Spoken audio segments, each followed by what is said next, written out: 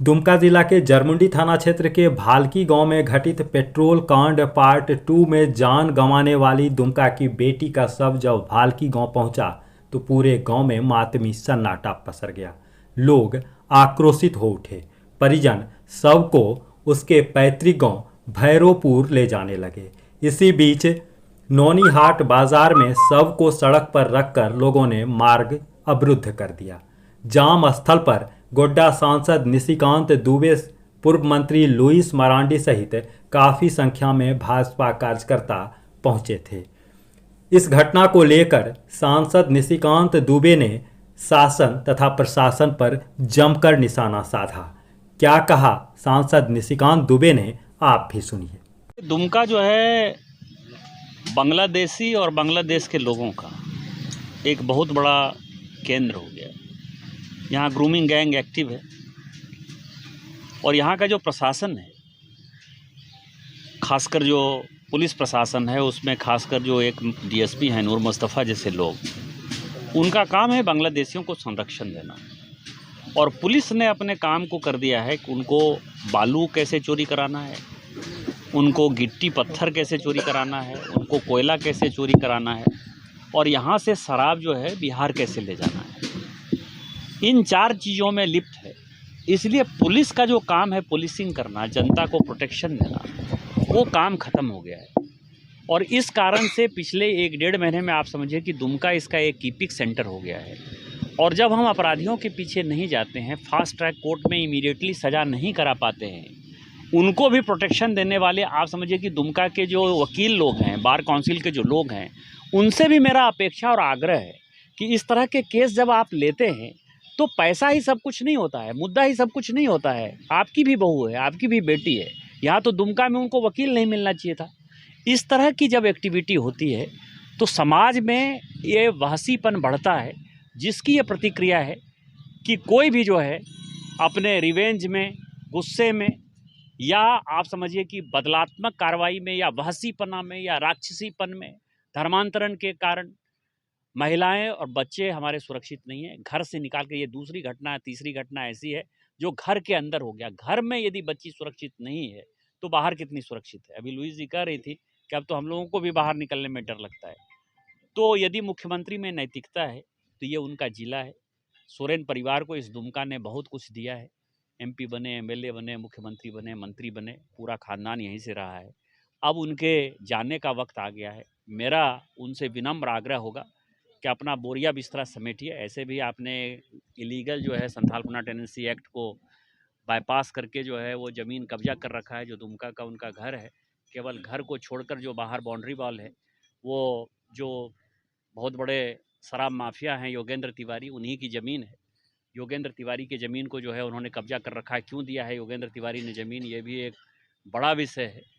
तो अब आपका यहाँ से दुमका से जाने का वक्त आ गया है। आप अपने घर जो है हजारीबाग में जहाँ भी आपका घर है, आप यहाँ से चले जाइए, संथालपना को मुक्त करिए और संथालपना की व्यवस्था संथालपना के लोग अपने आप देख लेंगे। इस घटना में एक बहुत बड़ी बात देखने को मिली है सर, कि जो अपराधी था उसने अंकिता कांड का हवाला देते हुए कि तुमको भी उसी तरह जला के मार दें, क्या मानसिकता को दिखा रहा है? ये दिखाता है ना कि वो हंसता, शाहरुख जो है अरेस्ट होते हुए हंसता हुआ नजर आता है। नईम को पकड़ा जाता है, उसको छोड़ दिया जाता है। उसको नूर मुस्तफ़ा जैसे जो है प्रोटेक्शन करते हुए पदाधिकारी नजर आते हैं। अब आप समझिए कि ये तो हम लोगों ने काफ़ी, बाबूलाल मरांडी जी, लुइस मरांडी जी, सुनील सोरेन जी, हम लोग सभी गए, थोड़ा सा प्रेशर बना। नहीं तो जो वो दूसरी आदिवासी लड़की की घटना थी उसको तो आत्महत्या के तौर पर जो है नूर मुस्तफ़ा बंद करने वाला था। तो जब अपराधियों को संरक्षण देने वाली सरकार दिखाई देगी और उसमें लगता है कि अपराधी ही सब कुछ है, तो ये तो होगा है ना, उसका हवाला दिया ही जाएगा। आज 1 महीने हो गए फास्ट ट्रैक कोर्ट में, अभी तक हम शाहरुख को सजा नहीं दिला पाए, तो उसका हवाला होगा कि यदि वो बच गया, उसको तो लगता है ना, तो हम भी बच जाएंगे। इसीलिए अपराधी इतने बड़े अपराध को जो है अंजाम देता है। तो लगता है कि ऐसी घटना आगे भी घटने वाली है। मुझे तो लग रहा है, क्योंकि जिस तरह का प्रशासन चल रहा है, ट्रांसफर पोस्टिंग व्यवसाय है, बालू गिट्टी दारू व्यवसाय है, तो होगा ही ना। यदि प्रशासन, खासकर पुलिस प्रशासन, यदि उसको जनता की सुरक्षा करना विषय नहीं हो, यदि उसको केवल चोरी चकारी और भ्रष्टाचार करने वाला विषय हो, तो इस तरह की घटना तो होगी।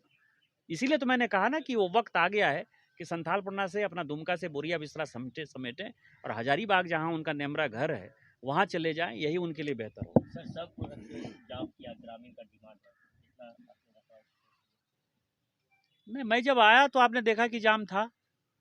हमने ग्रामीणों की बात सुनी, उनके परिवार की बात सुनी, हमने प्रशासन की बात सुनी और फिर मुझे लगा कि उचित ये है कि जो डेड बॉडी है वो हमारे लिए बहुत ही पवित्र चीज़ होती है।